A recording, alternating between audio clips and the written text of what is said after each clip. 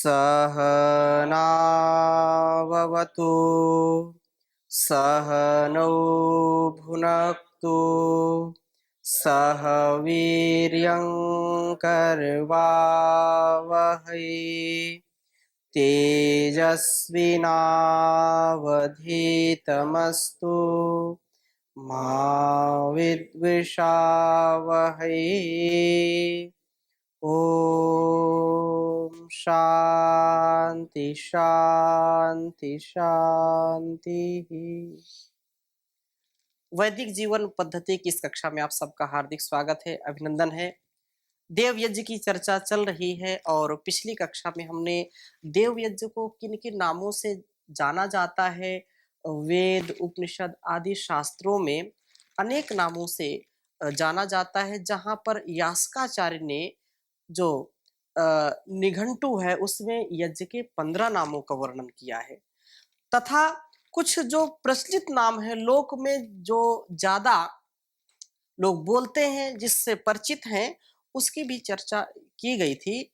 और यह निष्कर्ष निकला था कि हम अपने जीवन में यज्ञीय कर्मों से ओतप्रोत रहें, क्योंकि यह हमारे जीवन के सूक्ष्मतम संस्कारों को बहुत ही अच्छा बनाता है। हमारे परिवार के लिए, हमारे सुखमय संसार के लिए यज्ञ की भावना, अथवा ऐसा हम कहें कि जो ऋषियों ने इस परंपरा को बहुत पावनी माना है, उसको यदि हम आत्मसात करते हैं, उसको स्वीकार करते हैं और वैसा करते हैं, तो निश्चित रूप से आप देखेंगे कि आपके परिवार में जो विध्वंस की स्थिति थी, जो पारिवारिक कलह था, वो पारिवारिक कलह मिट करके सुलह हो जाती है।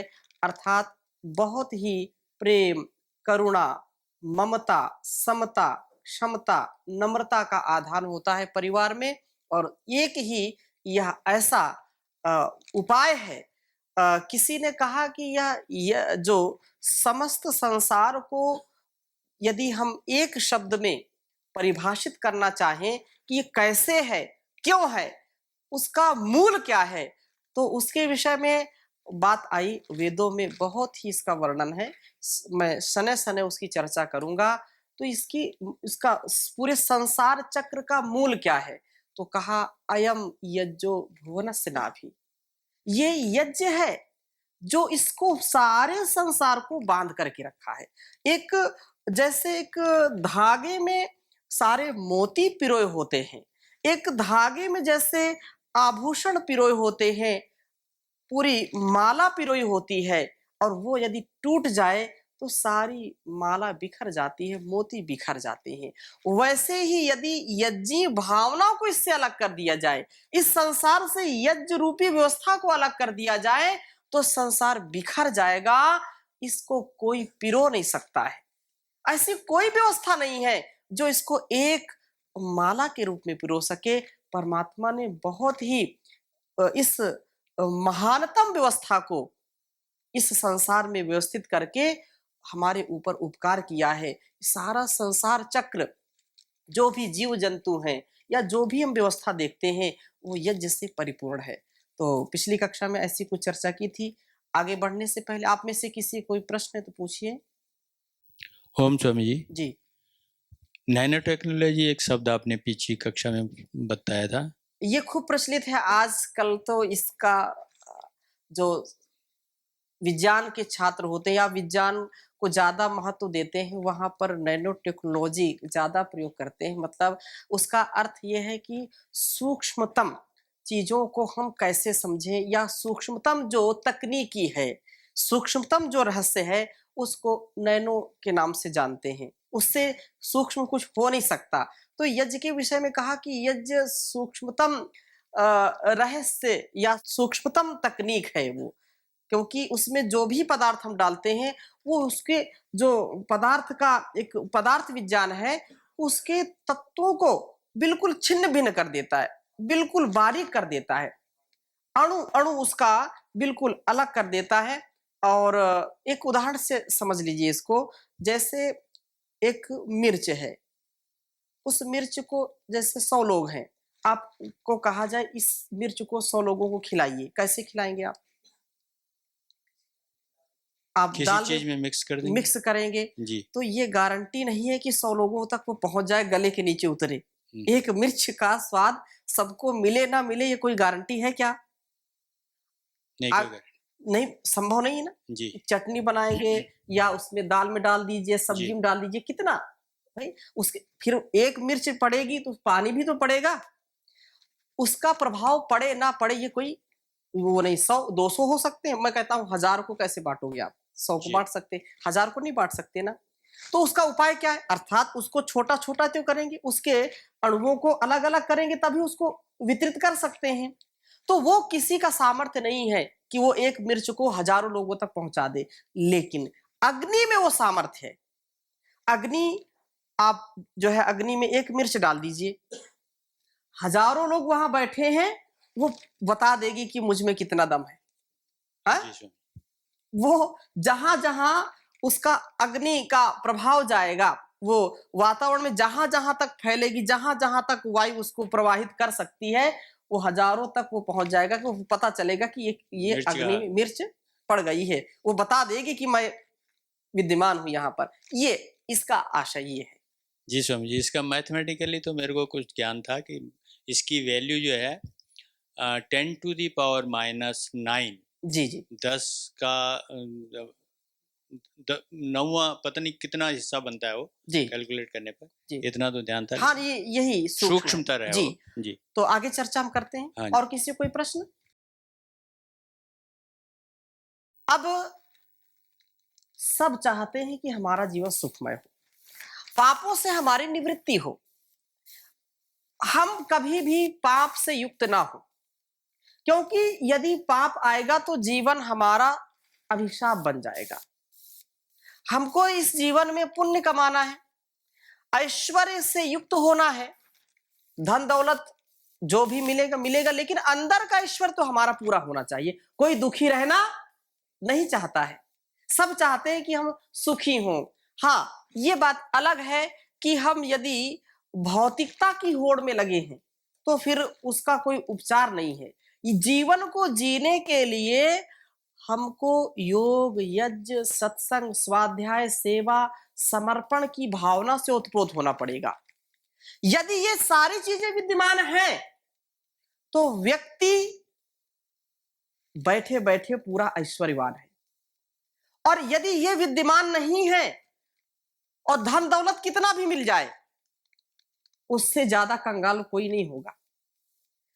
अर्थात आत्मिक ऐश्वर्य परिपूर्ण करने के लिए हमको यज्ञी भावना से उत्पोत होना पड़ेगा, योग में जीवन होना पड़ेगा, सदाचार, सेवा, स्वाध्याय, सत्संग से युक्त होना पड़ेगा।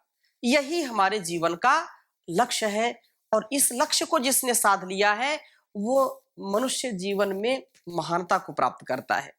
तो यज्ञ से दोषों का भी निवारण होता है, पापों का निवारण होता है। बहुत ही अच्छा एक मंत्र ऋग्वेद में आता है, इसको आप लिखेंगे और इसके भाव को समझने का प्रयास करते हैं। ऋग्वेद का यह मंत्र है, एक बार उच्चारण करेंगे। ईजे यज्ञ भी शशमे शमीभिर रिद्धवारायग्ने ददाश एवाचन तम यशसाम अजुष्टिर नाम अहो मर्तम नशते न प्रदीप्ति। इज्जे यज्ञे भी शशमे शमीभिर रिद्धवारायग्नये ददाश एवाचन तम यशसाम यजुष्टिर न अहो मर्तम नशते न प्रदीप्ति। प्रदीप्ति ये कहा कि जो मनुष्य इजे यज्ञ भी यज्ञों के द्वारा इजे यज्ञ करता है, शमी भी शस में शुभ कर्मों से शांत चित्त रहता है, क्योंकि यदि समीभी में यदि शुभ कर्म नहीं करेगा व्यक्ति, तो कभी वो उसका चित्त ठीक नहीं रहेगा। शुभ कर्म करने वाला पूर्ण संतुष्टि को प्राप्त करता है। शुभ कर्म करने वाला पूर्ण जो है संतोष युक्त जीवन व्यतीत करता है। और जो गलत कार्य करता है, जो वेदोक्त कर्म नहीं करता है, अनुकूल कर्म नहीं करता है, प्रतिकूल अर्थात शास्त्रों के द्वारा बताए गए मार्ग से ठीक उल्टा चलता है, विपरीत दिशा जिसने अपना ली है, वो कभी भी सुख और शांति की प्राप्ति नहीं कर पाता है। इसलिए शुभ कर्म करने से व्यक्ति आगे बढ़ता है। और ये जो बात वेद में कही है कि समीभी शस में शुभ कर्म को करने वाला है वो शांत रहता है। कुछ लोग दिखावा ज्यादा करते हैं, शुभ कर्म नहीं करते, लग थोड़ा सा भी कर लिया तो वो दिखावा बहुत करते हैं। जैसे आज का कोई नया जो है युवक है, तो थोड़ा सा भी यदि उपकार का काम करेगा, तुरंत उसका जो है लाइव दिखाएगा कि ये काम मैंने किया। हाँ, वो जो है पब्लिसिटी बटोरना चाहते हैं। लेकिन जो वास्तव में सच्चे हृदय से कार्य करता है, वो कभी भी प्रदर्शन नहीं करता है। हाँ, यदि उत्साह वर्धन के लिए प्रदर्शन भी करना पड़े, दूसरों के अंदर भी वो भावना जगाने के लिए यदि आप करते हैं, तो उसमें कोई हर्ज नहीं है, कोई उसमें बुराई नहीं है। तो चित्त जिसका शांत रहता, रिद्धवाराय सद्व्यवहार वाले अग्नय सुपात्र जानी को ददास दान देता है। एवाचन, क्योंकि सुपात्र को दान देना भी बड़ी जो है बुद्धिमानी का काम है। लोग दान तो देते हैं, लेकिन किसको देना किसको नहीं देना, इस बात पर वो ध्यान नहीं करते, नहीं उनका जो है विचार जाता वहां तक। तो सुपात्र को धन देना चाहिए, सुपात्र को दान देना चाहिए। एवाचन, इस प्रकार से निश्चय से तम मर्तम, उसको यशसाम धन धान्य का अजुष्टि ही अभाव, अहम अह पाप अपराध प्रदीप्ति ही दर्प अभिमान न नशते प्राप्त नहीं होता है। वह कभी भी इस भावना से, इस जो बिल्कुल निम्न स्तर का या संकीर्ण विचारधारा का जो व्यवहार है, उसको कभी भी प्रश्रय नहीं देता है। उदार चरिता नाम तु वसुधैव कुटुंबकम, ऐसी भावना से वह ओतप्रोत रहता है। यज्ञ, जैसे मैंने पहले भी निवेदन किया था, अनेक अर्थों में इसका प्रयोग किया जाता है, अनेक अर्थों में इसको समझा जाता है। तो सभी श्रेष्ठ कर्म, जो भी मनसा वाचा कर्मणा श्रेष्ठ कर्म हैं, वो सब क्या है? यज्ञी कर्म है, उनको यज्ञ कह सकते हैं आप। इसलिए देव पूजा अर्थात विद्वानों का सम्मान करना, संगतिकरण पदार्थ विद्या को जानना और उससे उसका यथा योग्य उपयोग लेना, दान देना, सभी यज्ञ के अंतर्गत आ जाते हैं। अग्निहोत्र एवं यज्ञ दोनों जो है समान प्रयोग करते हैं, कहीं कहीं इसको अलग अर्थों में लोग प्रयोग कर देते हैं। तो यहां पर थोड़ी सी बात समझने की है कि जो अग्निहोत्र है, तो लोग बोलते हैं अग्निहोत्री है, अग्निहोत्री एक टाइटल लोग लगाते हैं, लेकिन वो उसके कर्म के कारण अग्निहोत्री होता है। और कभी जीवन में यज्ञ नहीं किया और लिख रहे हैं अग्निहोत्री, तो इसका मतलब वो न्याय नहीं है, इसका तात्पर्य उसने उस चीज को समझा नहीं है। अतः अग्निहोत्र जो होता है, वह व्यक्तिगत जो जीवन में अग्नि का चयन करता है कि वो जीवन भर मरण पर्यंत वो यज्ञ को नहीं छोड़ेगा, जहां भी जाएगा पहले यज्ञ करेगा। व्यक्तिगत जीवन से जो संबंधित है, व्यक्तिगत और नित्य कर्मों के अंतर्गत किए जाने वाला दैनिक दिनचर्या का अंग है, व्यष्टि का और समष्टि का अर्थात व्यक्ति का समाज या राष्ट्र विश्व से जुड़ना, ये यज्ञ कहलाता है। थोड़ा सा अंतर हो गया। जो अग्निहोत्र है वो अकेले बैठ करके कहीं भी व्यक्ति करे, वो उसके व्यक्तिगत जीवन की बात है। अग्निहोत्र हाँ, कोई बहुत लोग करते हैं। दक्षिण भारत में तो इसकी परंपरा है। वो कहीं यदि उनको जाना भी पड़े तो वो बिना अग्निहोत्र किए वो भोजन ग्रहण नहीं करते हैं। और ऐसी परंपरा हमारे ऋषियों ने जो है हमको बताई है। खूब ऐसा होता रहा है। यज्ञ है वो और विस्तार है उसका, याग है उसका और विस्तार है। तो यज्ञ की चर्चा हम यदि करें तो यज्ञ व्यष्टि से समष्टि के कल्याण की भावना है।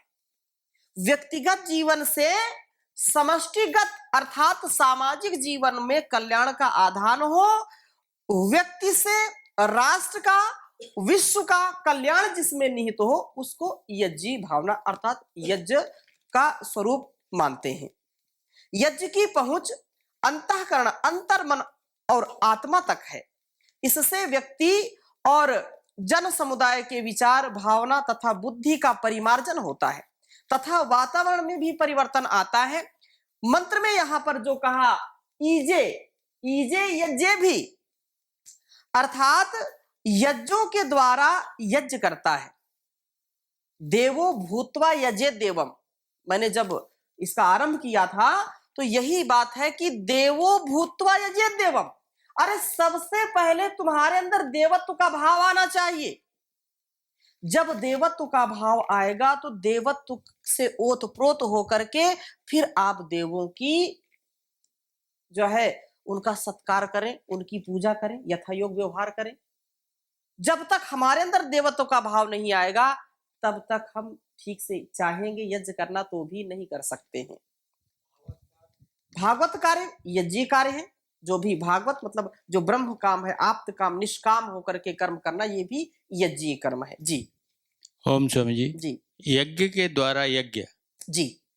तो यही बात आप समझा रहे हैं कि पहले उसकी भावना बनाए, बिना भावना के तो यज्ञ कर ही नहीं सकते। वो ही नहीं होगा, तो ये जब भावना आएगी तो जी। देवत्व आ गया।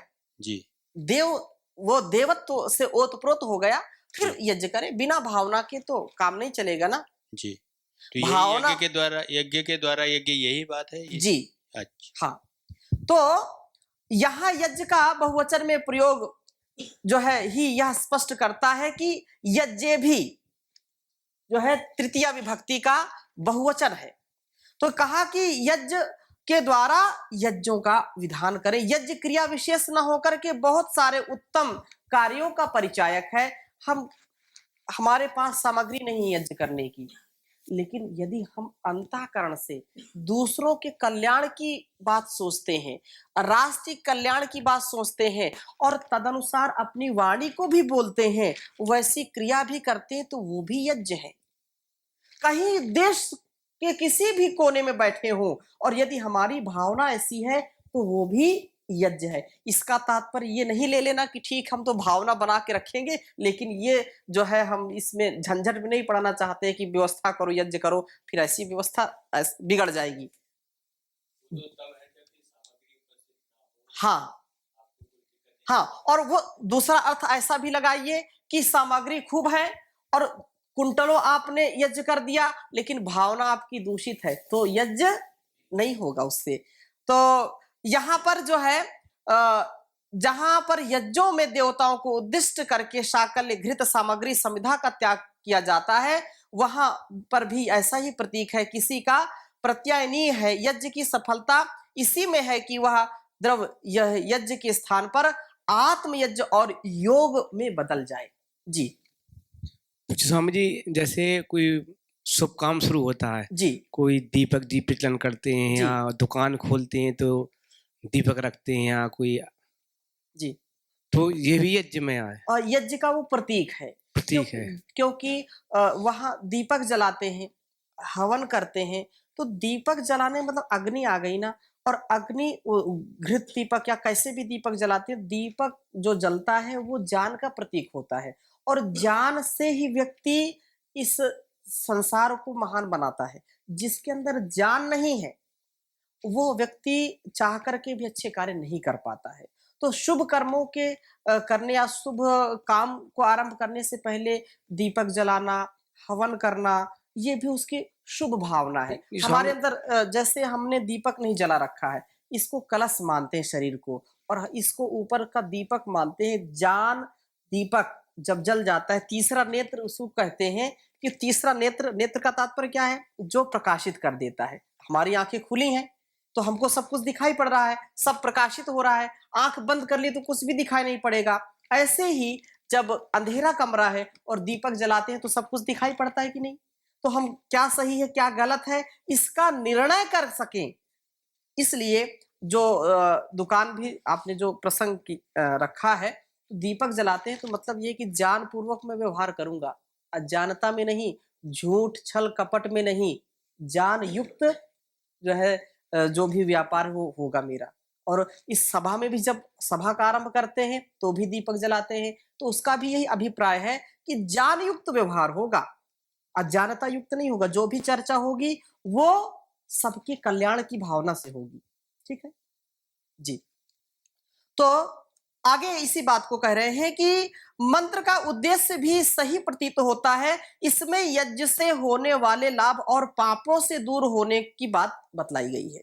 यज्ञ से इन तीन कार्यों को जो है उद्देश्य की मूर्ति होना ही अभिष्ट है। यहाँ हम और थोड़ा सा विचार करें, कहा कि ईजे यज्ञ भी, अर्थात जो पंच महायज्ञ की यहाँ पर चर्चा चल रही है, ब्रह्म यज्ञ, देव यज्ञ, पितृयज्ञ, अतिथि यज्ञ, बलिवैश्वदेव यज्ञ और परोपकारी आदि उत्तम कर्म सत्य भाषण विद्वानों की सेवा करता है, उस जो है यशसाम यजुष्टीर्णा, धन धान्य और मान सम्मान का अभाव उसको कभी भी नहीं रहता है। जो इन पंच महायज्ञों का अनुष्ठान करता है उसको कभी भी धन धान्य की कमी नहीं होती है। और क्योंकि ये चीजें जो चाहे मैंने कहा मन से हो चाहे पदार्थ से हो, वो दोनों चीजें साथ साथ चलती हैं। और सदा नम्र सुशील स्वभाव और विद्वानों की सेवा करता रहे, सेवा शुश्रूषा, उसकी आयु विद्या आदि वो तो बढ़ती है निश्चित रूप से। और आगे जो कहा शस्मे शस्मे समीभी, शुभ कर्मों के अनुष्ठान से जिसका चित्त शांत हो गया है उसे नाहो मर्तम नशते पाप, अर्थात वो सारे उसके पाप नष्ट हो जाते हैं। शांत लक्षण वाले उसको बतलाते हैं। और योग वशिष्ठ में एक बात आती है, कहा कि श्रुत्वा स्पृष्ट्वा च भुक्त्वा च दृष्ट्वा जात्वा शुभाशुभम न हृष्यति न ग्लायति सा शांति कथ्यते। शांत कौन है? तो जिसकी इच्छाएं सात्विक है, जो किसी भी अच्छी वस्तु को छूने से ज्यादा प्रसन्न नहीं होता है। ठीक है, कोमल गद्दा मिला, थोड़ा सा कठोर मिला, अब ऐसा नहीं कि कोमल बिस्तर मिल गया तो बिल्कुल उसको छोड़ने का मन ही ना करे। हाँ, कोई पदार्थ जो है भुक्तवा, कोई ऐसा पदार्थ खाने को मिल गया कि बस बार बार वही मांग रहे हैं, बड़ा हर्षित हो गए कि नहीं वही खाऊंगा तो वही खाऊंगा, नहीं तो नहीं खाऊंगा, अब जहां से मन हो लाइए। तो ये ऐसी स्थिति नहीं, श्रुत्वा स्पृष्टवा, छू करके और किसी भी शब्द को सुन करके जो है उद्वेलित नहीं होता, जो समभाव में रहता है, और जो ज्ञात्वा शुभाशुभम, खाने पीने छूने देखने आदि में गुणों को जान लेने पर प्रसन्न नहीं होता, और बुरी वस्तुओं को देख करके उसको कभी ग्लानि नहीं आती है, उसको शांत कहते हैं। इसका तात्पर्य असंवेदनशीलता नहीं, इसका कोई अर्थ लगा ले कि इनको तो कुछ पता ही नहीं चलता स्वाद क्या है अस्वाद क्या है, खट्टा क्या है मीठा क्या, ऐसा नहीं। यदि ऐसा होने लगे तो इसका मतलब कहीं टेक्निकल खराबी है, उसका कहीं या तो रसना में कोई खराबी, या जिसको गंध नहीं आती है तो उसकी नासिका में खराबी है, ऐसा नहीं। वो सब कुछ समझ करके जान करके भी कभी जो उद्वेलित नहीं होता है, कभी जो परेशान नहीं होता है। और आगे कहा यो अंतः शीतलतयाम, या तो वो भावेशु न मज्जति व्यवहारी न सम्मूढ़ा न शांति कथ्यते। योग वशिष्ठ में आगे भी यही बात कही जो इस मंत्र में बात कही है शांत की। तो जिसको जो है कोई चिंता नहीं है, चिंता रहित हो जाता है, जो भाई चिंता है तो शांत नहीं होगा, चिंता और चिता के बीच में केवल एक बिंदी का फर्क है, चिंता और चिता। तो जो व्यक्ति योगी है, जो यज्ञी भावना से ओतप्रोत है, वो कभी चिंता नहीं करता, और चिंता नहीं करेगा तो शांत रहेगा। और जो व्यक्ति चिंता करता है तो चुपचाप बैठा भी तो भी आप देखोगे कि उसका जो है चेहरा, उसका रूप रंग बिल्कुल बदल जाता है। ऐसा लगता है कि बहुत ज्यादा परेशानी है इसको। तो ऐसी स्थिति नहीं आती उसकी। जो विचारों के प्रवाह में बह नहीं जाता, ठहराव के साथ जीवन को जीता है। जो बह गया सो भोगी, जो ठहर गया सो योगी। लोक व्यवहार में जिसकी बुद्धि भ्रमित नहीं होती, किसके साथ कैसा व्यवहार करना है, बड़ों के साथ कैसा व्यवहार करना, बराबर के साथ कैसा व्यवहार करना, छोटों के साथ कैसा व्यवहार करना, स्त्री पुरुष और अन्य सभी प्राणियों के प्रति जिसमें व्यवहार कुशलता है, वो व्यक्ति शांत रह सकता है। और वो शांत उसी को कहते हैं। और जीवन में हम शांति को प्राप्त करें। अभी समय हो गया है, शेष चर्चा अगली कक्षा में करेंगे इसी मंत्र पर। ओम शांति शांति शांति।